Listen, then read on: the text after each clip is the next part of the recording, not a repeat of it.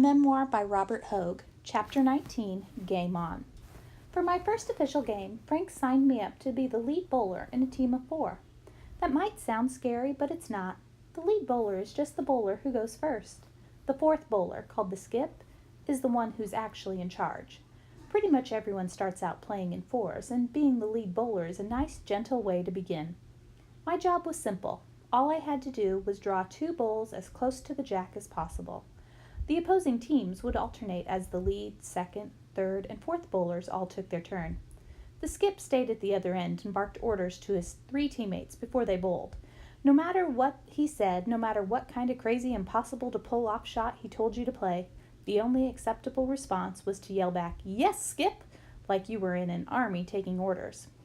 I'm sure there were a few club members still dubious about a skinny disabled kid playing, but the first bowl I sent down the day gently nudged the jack. "Good bowl!" Frank cheered. The second stopped on the line about a foot behind it. Further down the bowling order, things got a bit more complicated. By the time the skip started bowling, there were already 12 bowls on the green. Sometimes they had to draw their last bowl around an opponent's bowl. Sometimes they'd have to put a bit of force behind their bowl to push one of their team's bowls closer to the jack, or knock the opposition's bowl out of the way.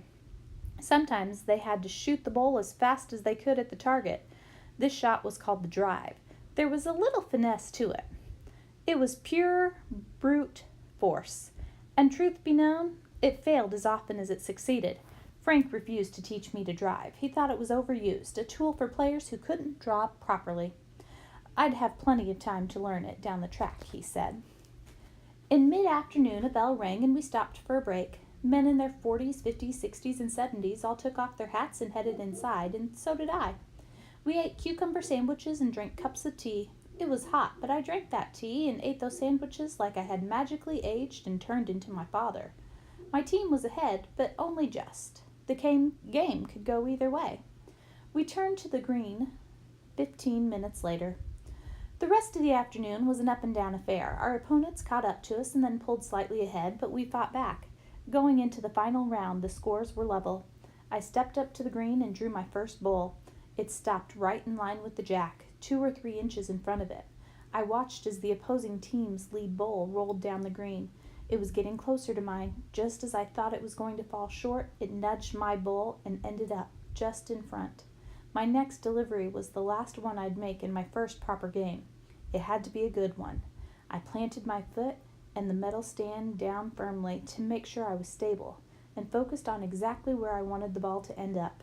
Then I let it go. At first I thought the bowl was going too fast, too far, but it crept out wide and gently swung back in. It edged its way around my first bowl and the other team's bowl until it nudged the jack. Frank gave me a loud clap and I smiled. We stayed ahead for the rest of the game and my team won. I headed home a happy sportsman. I graduated from playing 4s to triples and then to pairs. Pairs was my favorite because it meant getting to bowl your first 2 bowls, swap with the skip while they bowled 2 of theirs, and then come back and bowl another 2 of yours. I enjoyed playing pairs with Frank most of all. He was a good player, not a champion since his aim was going off a bit in his old age, but we'd have great fun.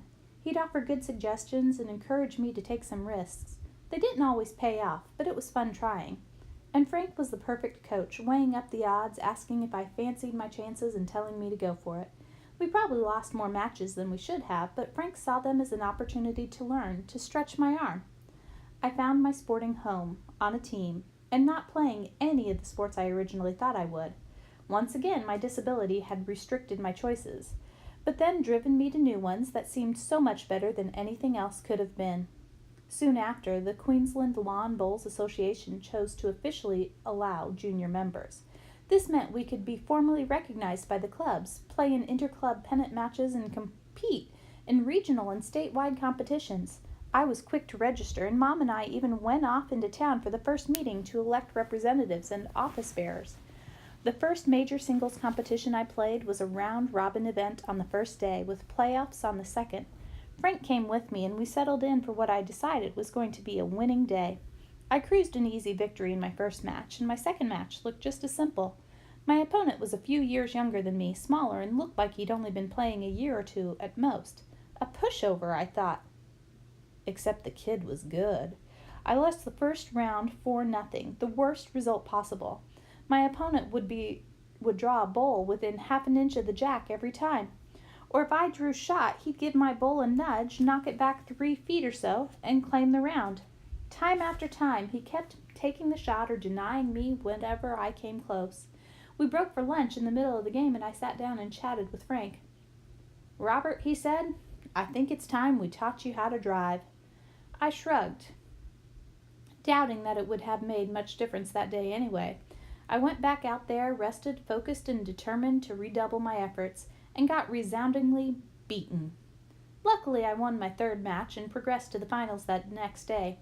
I made it through the morning, but I was beaten in the semis and ended up in 3rd place. But I got a trophy, the first I'd ever received for a genuine sporting achievement. The next Saturday morning, I turned up for coaching, and Frank had organized the club's driving expert to come down and teach me. He was a tall, fierce man and would drive his bowl down to the other end of the green so fast that when it connected with another ball, it sounded like it was splitting an atom. It was a good lesson, but I wasn't the best driver because I delivered the ball stationary. A lot of the best drivers walked into it, but I was stuck standing on the mat. In any case, I was happy with the skills Frank had taught me, happy he'd brought me into the competition, made me part of a team, showed me that it could sometimes be just as much fun losing as winning, so long as I was in a team, preferably his team. Most people have a favorite sporting coach, a favorite teammate, and a favorite grandfather. Frank was all of those things to me. I'd wanted so desperately to be part of a team. I'd wanted to be cheered when I got something right and jeered when I didn't. I wanted to win, and when I didn't, I wanted to lose with friends by my side. Lawn bowls gave me all that and more. Chapter 20, Growing Up Slow. Nowhere ever will you find a worse example of humanity than grade 9 boys. That included me. At some stage that year, a bunch of us decided that filling our mouths up with water at a drinking fountain and spitting it at our classmates was the coolest way we could spend our time. Extra points were awarded if you could squirt water over someone's shirt just before class resumed, so they'd have to sit there soaking wet, looking stupid. At first we'd try to act casual, as if our mouths weren't full of water, but it was pretty hard convincing someone you weren't going to squirt water on them when you couldn't talk. Soon people began running after each other to deliver a mouthful. I was neither fast enough to run after people nor fast enough to escape when they came up after me, so I got drenched. I sat with Robert F. one lunchtime just before class resumed, soaked in water. "This is an issue that must be addressed," I said. "What are you going to do?" Robert F. asked. "I've got an idea," I told him.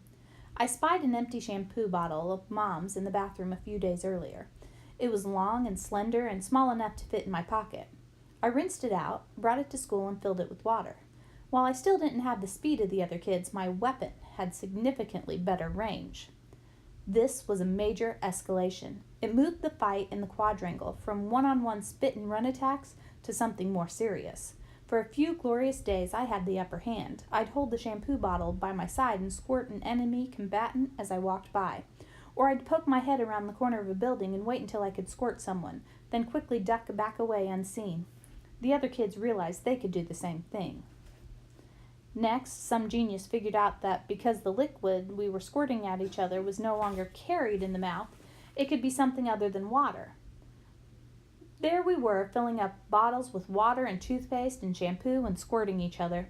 I took part, lest I get left behind in the arms race. My preferred concoction was about 3 parts water with a little shampoo and a dollop of toothpaste. It was the perfect combination, not too thick, so it got plenty of distance when squeezed out of the bottle, but tainted enough that if it hit, it stuck, leaving a coconut-smelling sheen topped with a minty fresh zing. The conflict attracted a lot more attention now that it was no longer just the occasional kid with water down the back of his shirt. The Teacher's Security Council gave a few kids detention, and we were all threatened with serious repercussions if the combat continued. Chemical warfare in the schoolyard was frowned upon. The game was over. One lunchtime, I'd retreated to the classroom to escape the conflict and finish some math homework I hadn't done the night before. A few minutes later, one of the other kids, Ben, came in too. "Hey, Toe-Nose," he said. "Get stuffed, Ben," I said. "Original," he said. "Original like your nose." "You only just worked out that my nose is like this?" "It's been obvious for a while," Ben said. "No joke," I said. "I don't know how you cope with a nose like that. It's all big and round and squishy." Really? I said. Take a look at your own nose any time recently. It's pretty huge. He did, in fact, have a rather large nose. Ben scoffed something under his breath and walked out of the classroom. It wasn't the end as far as I was concerned. Instead of finishing my homework, I grabbed an exercise book, ripped a page out, and set about drawing a portrait of Ben, in profile.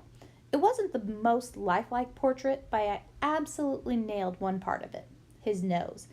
It took up half the page, emerging from his face like a massive mountain. I colored in his hair, drew on ears and lips, but the nose got special attention. It was giant, pendulous, overpowering. I drew gaping nostrils, then held my artistic creation up and smiled. It was beautiful, but it was missing something to give it scale, to put the size of the nose in context. I drew several spaceships entering and leaving his cavernous nostrils like they were docking at a spaceport. I titled it Spaceport Ben, and I slipped it into his desk. Proud of myself, I went to lunch and promptly forgot about it. As with such things, though, a day of reckoning was to come, and it reckoned soon enough. Later that week, I was called down to see Mr. Fuller, the deputy principal. Most of the school lived in vague, unspecified fear of Mr. Fuller. He was the perfect second in command. He delivered the bad news when needed and administered a strict, no-nonsense form of discipline that mainly worked by keeping students so in fear of the threat of getting in trouble that they behaved. I had no idea what I was being called down for. What Michael and Gary had told me about discipline at Iona started and stopped at the consequences of spitting, not what happened when you were called to the deputy principal's office. I sat waiting outside his office for a few minutes before I was called in. He sat behind a big desk, papers neatly piled on one side. On the wall he had shelves with books and sporting trophies. "Sit down, Robert." "Yes, sir." "Do you know why you're here?" he asked. I wondered if it was meant to be like a confession at church and I was supposed to say, "Forgive me, Mr. Fuller, for I have misbehaved. It has been about 42 days since I last admitted to my bad behavior." Then I'd confess to talking in class, answering back to teachers, swearing, not doing my homework, and a range of other sins. I settled for a simple, "No, sir." "I understand you and Ben have been having some disagreements," he said. "That there's been some teasing going on." I relaxed. At least I wasn't getting in trouble, I thought. It was just the teasing incident number 8024 in a long line of teasing incidents. I knew there would be more. It hadn't had much impact. "Well, sir, it wasn't anything really. Nothing that got me very upset anyway." Settling scores in the deputy principal's office might seem like a good idea to some, but Dad had always taught me that it was better to face things head on. You might not always win, but getting someone else to fight your battles for you just encouraged more fights in the future. Unfortunately, I'd misunderstood what Mr. Fuller was saying. "It's fine that you didn't find it very upsetting, Robert, but that doesn't mean Ben didn't," he said. It took a moment to sink in. I wasn't the tease this time, apparently. I was the teaser. "Oh, okay." "Not really okay, Robert. No," he said. "I'd expect that you, more than most boys, would know how hurtful teasing can be." "Yes, sir." I started to go red. "Surely you know that it can be a very mean thing to pick on someone because of the way they look." "Yes, sir." "Was there a particular reason for what you did? What you drew?" I thought about that for a moment. "No, sir," I said. I made a note to never ever draw anything again, even if the spaceships going in and out of the nostrils did look cool and very funny. "Well, Ben has been down here twice in the last 2 weeks, very upset. Don't do it again." "Yes, sir." Mr. Fuller waved me out the door and sent me away with no further punishment than my shame in having missed my lunchtime. I was genuinely surprised to learn how much my drawing had upset Ben because I was teased so often myself, and I became better and better at dealing with it as I got older. Sometimes it wasn't just kids who were cruel, though. Sometimes it was adults, and somehow that was much worse. In grade 10, when we had to do a week of work experience to see what life was like in the adult world, I signed up to do work experience as a teacher. It was the default for a bunch of us. I don't know why I chose it. I was pretty sure I didn't want to be a teacher, but it seemed like a good choice as any. Come work experience week, another boy and I were shipped off to Catholic elementary school I'd never heard of. The week before, we'd all been given a lecture about taking the opportunity seriously and behaving appropriately. When we turned up to the school, we were neatly dressed and minding our manners. The 2 of us went to the administration block and waited outside the principal's office for what seemed like ages. Then she came out, introduced herself, and told us that I would be working with the grade 7 class and the other boy would be working with the grade 2 class. At Iona, relief teachers, student teachers, and work experience kids were all fair game for students to pick on. But the kids at this school were just fine. The kids in the classroom were smart and engaged, and the kids in the playground were well behaved. None of them said a thing about my funny face or my legs. I got the occasional stare from a student here or there, but nothing I wasn't used to. My biggest problem was the whole week was correcting the grade 7 students' spelling in class and trying to work out whether the proper spelling was potatoes or potatoes. Hint, it's potatoes with an E. The week sailed by and was capped off with a half-day Friday for us. I said goodbye to my grade 7 class and thanked the teacher who'd looked after me. Before I could go, though, I was sent to the principal's office. I thought maybe the other students and I were going to get a quick thank you, but he was nowhere to be seen. I waited outside the office for a few minutes before being called in. The school principal seemed nice enough. She was a well-spoken, middle-aged woman who seemed popular with the students. "It would have been appropriate," she said, without a hello, "if we were warned before you came."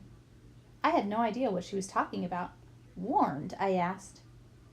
"Yes, warned," she said. She raised her voice slightly, like I was a kid in grade 2. "About you." "About me?" "When you arrived on Monday, we had to quickly swap the class you'd be in. You were supposed to work with the grade 2 teacher." I wondered for a second whether kids in grade 2 would be tested on how to spell the plural of potato. My next thought was that until we'd arrived, we were just names on a piece of paper anyway, so it couldn't have been that hard to change. Then it dawned on me what she meant. She was talking about the way I looked. I hadn't given any thought before I arrived to what the younger kids might think of me. I doubt my teachers at Iona had either. I did okay there. Surely I'd do okay at another school. What was there to worry about? I didn't know what to say. I started to cry. "I'm sorry," I said. "Good," she said, and got up to open the door for me. I cried all the way across the school over to where my dad was waiting to pick me up. I did my best to compose myself before I hopped in the car, but he knew something was going on and asked me what was wrong. I explained and then pleaded with him not to get out of the car and go give the principal a piece of his mind. "And don't tell Mom either, okay? I can handle it." He thought about it for a moment, then decided it was up to me. "Okay." It wasn't the last time I cried about the way I looked, but it was the last time, the very last time I apologized to anyone else for it.